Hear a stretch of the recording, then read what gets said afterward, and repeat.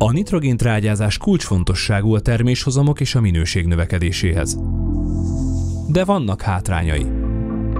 Mi lenne, ha lenne egy eljárásunk, hogy megkössük a szabadon elérhető nitrogént?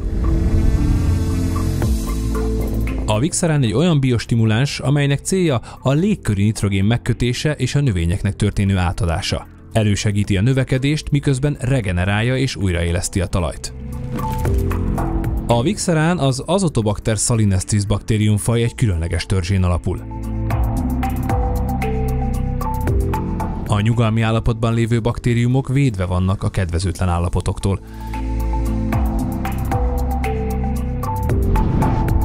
De a talaj és a növények nedvességével érintkezve azonnal bejutnak a levelekbe és a gyökerekbe.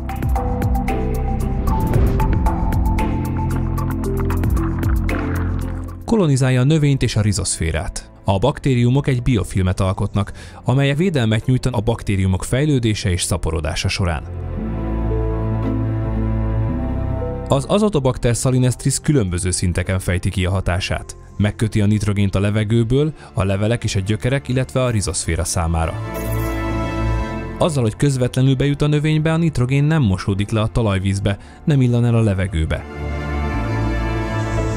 Emellett olyan vegyületeket bocsát ki, amelyek fokozzák a talaj agregációját és növelik a mikrobiális aktivitást. Továbbá tudományosan bizonyított módon megelőzik a nitrogénveszteséget. A Vixaran ideális a növények széles skálájára, például a gabonafélékre és a kukoricára. Széles hőmérsékleti tartományokban működik, és kompatibilis a legtöbb növényvédőszerrel, agrokémiai és más megoldásokkal. Ellentétben a hagyományos műtrágyákkal nem áll fenn a nitrogén túladagolás veszélye. Vixaran, természetes nitrogénkötés a fenntartható növénytápláláshoz.